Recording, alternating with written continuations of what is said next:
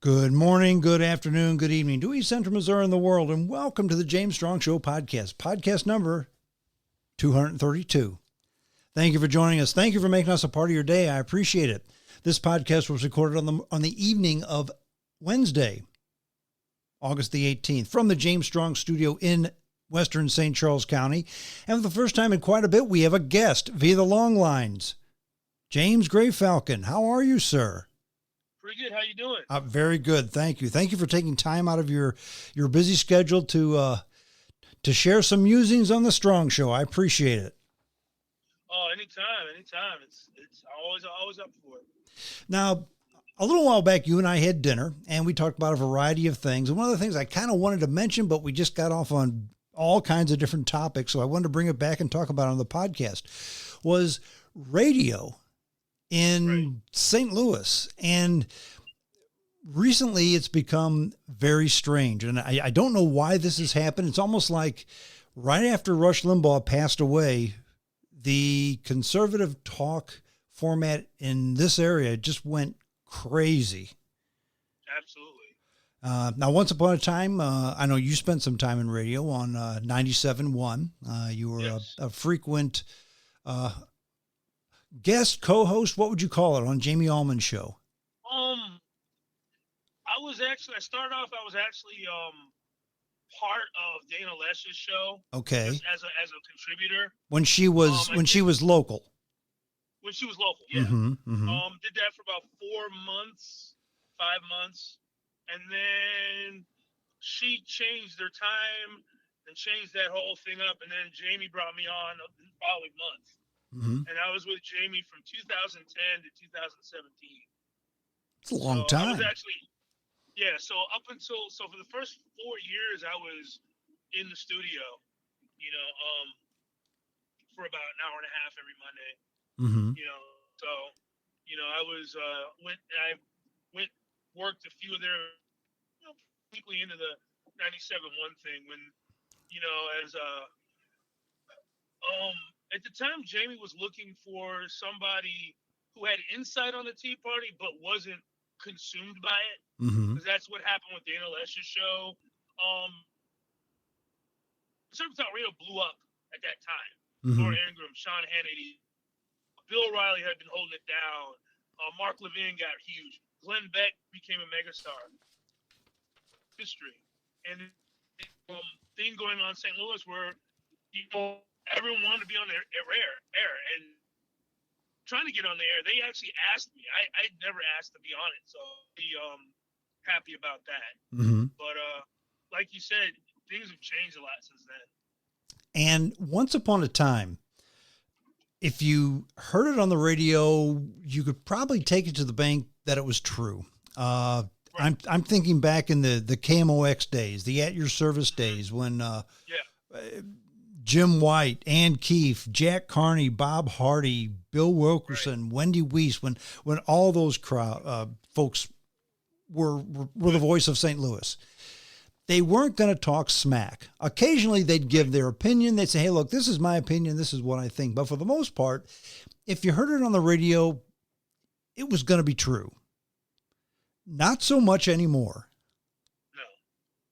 And I think that's being kind to say not so much anymore. I've heard stuff recently on the radio, on the news stations, 93.3, KRTK, 97.1. I haven't listened to the news station, Jeff Allen's news station. Jeff Allen, a refugee from 97.1. He's got 101.9, but it doesn't come out this far to St. Charles County. There's another new one where Jamie Allman is back on 104.9. He's got a morning show there, and then the rest of the day it's poker talk and other stuff like that. But it's become very bizarre. Right-wing radio especially. And really, I don't know if there is left-wing radio. I think they tried it with... St. Louis, I've never heard it. There's just not a market for it because of the age demographic. I think that's probably right. There's just no money in it because the people who for one thing, the people who listen to right wing radio, they're a different age. They tend to be white. They tend to be upper middle class. They tend to be older. You Mm-hmm. know, they're more. You're talking about 45 to 70, really. You know, Mm-hmm. your focused demographic for what 97. You know, Jamie, when I was on the show for like 3 years, you know, he was number one 54, 65 or whatever. You know, Mm-hmm. that was his demo. And you know, it's like that. The people who are voting Democrat, they don't need talk radio. You don't need to reach them through talk radio.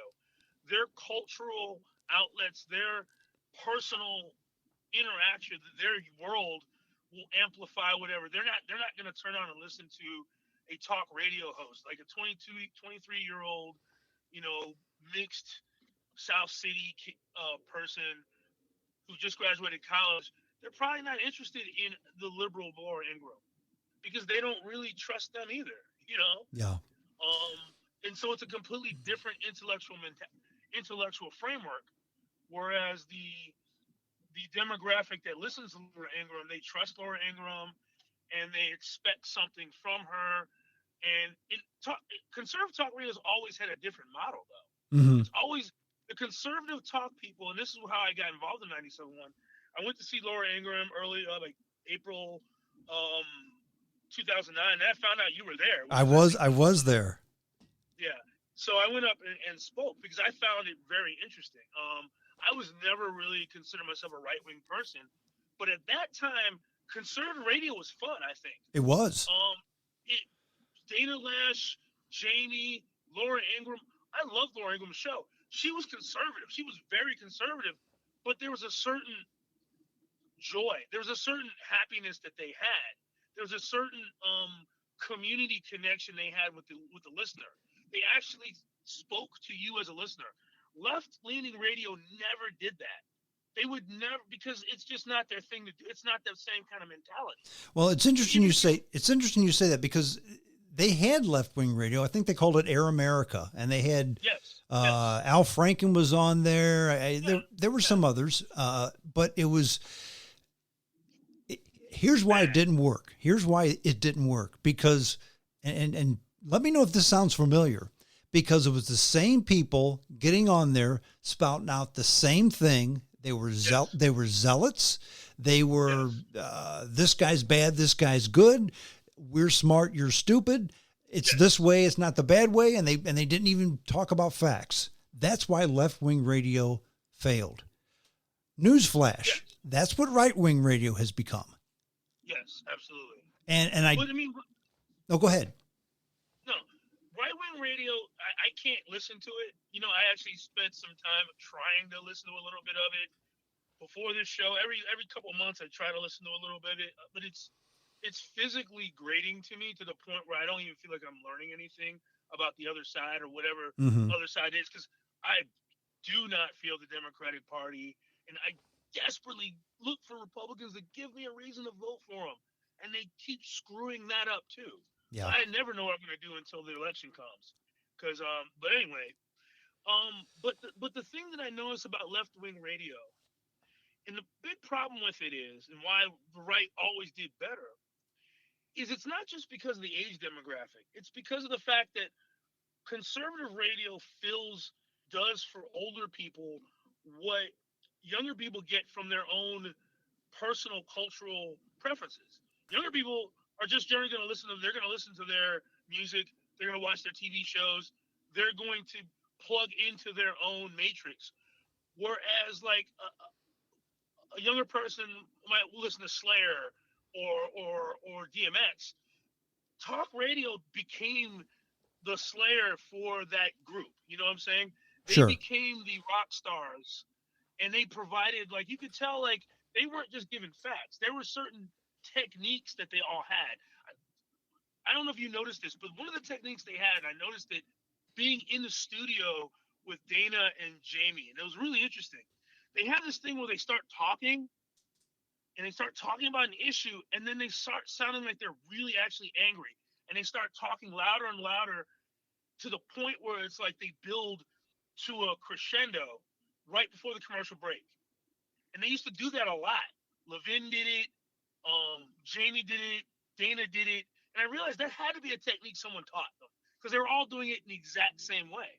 Well, I mean, And so they were that's been done in radio and television forever. Yes. When we come back. Yes. And they were very, very good at it. But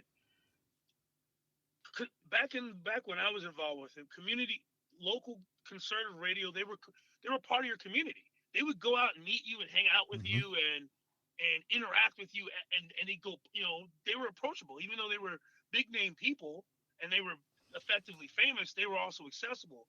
Whereas Al Franken in this liberal radio, it was very academic, and I've talked to you about what I think about the academic, intellectual, political. I don't care what year it is. I don't care how bad the Republicans are. The academic left has always graded me as being absolutely smug, arrogant, unproductive, and dishonest. If it comes down to just the regular mainstream academic right, which I have disagreements with, and the mainstream academic left, I would probably lean towards the academic right. Yeah, because even though, go ahead. No, go ahead.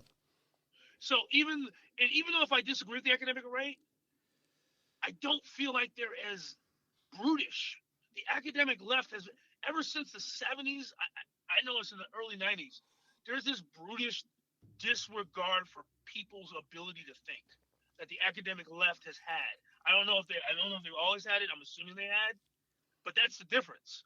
Is a distrust in people's ability to think. Whereas the academic right tends to more, okay, you're an individual, you'll be able to figure this out on your own. Mm-hmm. So I think that's why talk radio locally was so much more successful in St. Louis, because people would rather be talked to like they're smart than stupid. Yeah, and I'll start with Rush Limbaugh, because he was the first conservative talk show host that I listened to, and I thought, wow, this guy is something different. And if you remember, he was on 1260. I can't even think of the call letters, but it was way over in Illinois. Okay, I listened to him then. Yeah, and it came into St. Louis, but it came in all crackly and fuzzy. It was a low wattage station far away. But then KMOX picked him up with that big signal, and he became very popular. But the thing about Rush Limbaugh, though, that was really amazing is, forget if you didn't agree with what he was saying, because he was certainly a showman. I mean, he was a DJ for many, many years. Right. And the only job he ever had outside of radio was he was the PR guy for the Kansas City Royals. So he was a showman and a PR guy all his life. Yep. Yeah. And he was entertaining. He would come funny. He was funny. He was entertaining. You enjoyed listening to him. You would laugh about the stories that he would tell, and the way he would make fun of the way people talked, but not in a way that was, I'm not going to say not demeaning, but Jocelyn Elders. This is the one I always remembered. She was the Surgeon General, and she always said "screwl." So every time Rush Limbaugh would talk about Jocelyn Elders in school, he would say "screwl," and she was black, and he was criticized for it. He said, "Wait a minute, I'm just saying the word the way she said it," and nobody could say a thing. So, in all honesty, he did seem kind of anti-black, and even in the 90s in certain times, but it wasn't as bad as it got 25 years later.